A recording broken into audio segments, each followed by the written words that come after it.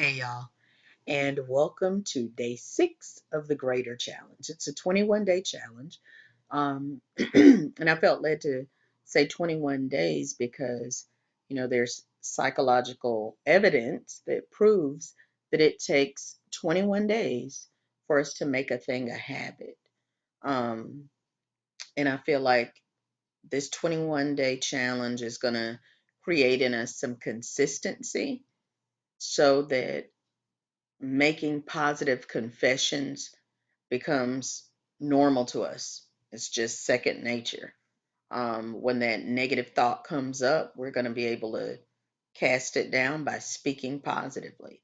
So, if you're just joining us in day 6, I suggest you go back and look at the previous days. It'll give some, I guess, maybe a little depth or more clarity to what the process is about. But hey, if you want to jump in with this right now, do it. I just really do suggest that you do the 21 days, okay? Um, and y'all, when I tell you the results that I am seeing, the results are phenomenal. There is no way that I thought this was going to lead to where I am today. Um, yes, I'm sitting here in my house, but I am so not in my house. I am in another place. I really am. And I know that it is because of obedience. Um, our pastor has been telling us for a long time now. You are one word obeyed away, one instruction obeyed away from walking into every promise that God has given you. Y'all, I believe it. I believe it. And since I don't know which instruction is going to be the one that triggers the door to swing open, I'm going to obey everything that I believe God is saying. And I'm learning to obey. I ain't got to like it. I don't have to agree with it. I don't have to want to do it. I just got to do it. It's y'all, it's hard for me to explain what this thing has done for me, but it is amazing. It's amazing. I told y'all that we would have testimonies at the end of this thing, right? I have testimonies already. I have testimonies already. And I pray that you do too. I'm here, y'all. This is so different for me because I'm used to hearing a thing, working it, and then coming back and telling the people that I love, hey, this is what helped me. I'm not used to walking out the process in front of somebody. And in this case, a lot of somebody's, I guess, you know, I'm not used to that. I'm not used to like because I don't know who's going to see it because I don't that's out of my comfort zone. I don't care anymore. I really don't. I just want to be obedient to what God is saying to do. So, if you don't know about the challenge is all about thinking greater, speaking greater, and seeing greater. Um, a major key to that is thinking greater. I am where I am today because I heard the Lord say stretch. And he specifically said to stretch my mind, like increase that those borders, expand that territory. And I made a conscious effort to do so. When I was able to expand my thinking, I could believe for greater. And once I believed for greater, I could speak it. Speaking is the X factor, y'all. That's the thing that the enemy does not want us to do, is to speak it. He doesn't care if we call it a daydream. He doesn't care if we say we had a dream or I had a vision. Like, he doesn't care if that mental process takes place as long as you don't speak it, because he knows that our words have power. Okay? Our words are spirit and they are life. So there is something that takes place when you open your mouth. You got to open your mouth. Okay. It's not enough to think it in this season. You're going to have to be bold enough to open your mouth. And it could be riding in your car. It could be while you're in the bathroom. It could be just when something comes up. Like I said, we've got to make it where that's our go to. But y'all, speak the thing, speak it into the atmosphere. And then we're going to see manifestation. That's the third thing. We're going to see manifestation. And the good part about it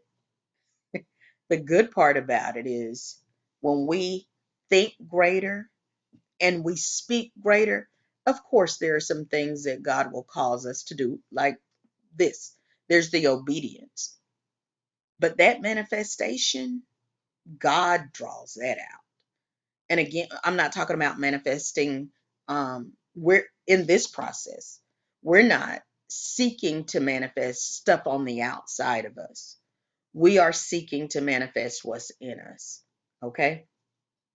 So I just felt like I needed to say that today. And I actually want to tell y'all, yesterday was so amazing for me.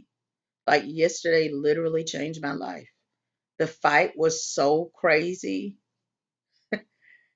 to say what God had said to me. But with the enemy trying to fight me, he ended up making me do the whole declaration 4 times. So I kept putting it in the atmosphere. And I'm going to continue to put it in the atmosphere. Okay. Y'all, I left my house yesterday to go grab something to eat. And oh my gosh, I felt like a different person walking out of my house. And some of y'all just maybe can't get that. Oh, but for anybody, we'll say that for another day. But y'all, I'm just so glad you're on this journey with me. And I pray that you are getting the same kinds of results that I'm getting. All right. So today is day 6, and we're going to focus on confidence. My level of confidence has changed in the past few days. It has even changed since yesterday. And in the past, I might have called it self confidence. I no longer call it self confidence because I'm liable to change. I have ups and downs. We experience that. It's called life. Okay. I'm making positive declarations. However, I am also aware that we are in this thing called life and we don't know what's coming up next. What I do know is who's holding me in the palm of his hands.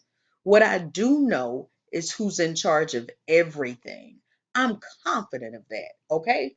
Like there's no question in my mind. So I can't say what's going to come my way, but I can say who I'm rocking with, and that is God all the way. So my confidence is in him. It is because of him that I am able to do anything, y'all. Without him, I'm nothing. Without him, I would fail. But with him, I can do all things. That's where I'm confident. I started looking at scriptures and I couldn't remember ever seeing anything about self confidence in the Bible. So I'm looking up scriptures like, am I missing something? And I look, Jeremiah 17:7 says, but blessed is the one who trusts in the Lord, whose confidence is in him, in the Lord. 1 John 5:14 says, this is the confidence that we have in approaching God, that if we ask anything according to his will, he hears us. Y'all, every one of these things I'm finding has this clause in it that relies on God. We can be confident, but let's be confident in him. Philippians 1:6, Paul says, being confident of this very thing, that he that has begun a good work in you is able to perform it until the day of Jesus Christ. He has begun a good work. He's able to perform it. Be confident of that. I thought about the 3 Hebrew boys in Daniel 3 when they were faced, Nebuchadnezzar wanted them to bow down to this image. Like, we're not bowing. And uh, they got called in.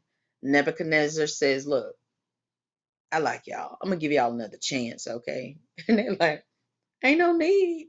We are not bowing. We don't need another chance. We are with God. He is our God." And he talks about throwing them into the fiery furnace if they don't, and all this. Our God is well able to deliver us. But don't get it twisted, Neb. If he don't, know that he could. He is able. Y'all, that's confidence. That is confidence. Like saying at the end of the day, no matter what the outcome is, I'm going to stay true to what I know. And I know God. All right. Um, there was a time when I remember saying, the Lord was talking to me about something that He was going to have me do. I was seeing something about my future, and I'm just sitting there like, me? I just don't see that. How in the world could I do that? And God stopped me, and He's like, do you hear yourself? Like when you say that you can't do something, what you're really saying is, I'm not able, that God, He said, you're saying, I'm not able to perform it. I'm not able to do that. I'm not able to change you. I'm not able. And I'm like, oh God, I'm sorry. I'm sorry. Like I had to back up. I got to be confident that if I hear it, He can perform it. Okay. Um, there's some things that He says, open your mouth and I'll speak for you. God said He'll never leave you nor forsake you. Um, this isn't the season to be shy or lack confidence, y'all. We're going to end up in places that we really don't belong, so to speak, places we're not qualified to be. We're going to be there. And when we're there, we're not going to be able to get all shy. And we got to walk in the boldness and the confidence of the one that put us in the room. We have to know that if He is placing us there, He's going to provide everything we need. Okay. So I'm going to leave you with our confession for today. This is mine. Tweak it and make it yours. I walk with confidence because I walk with God.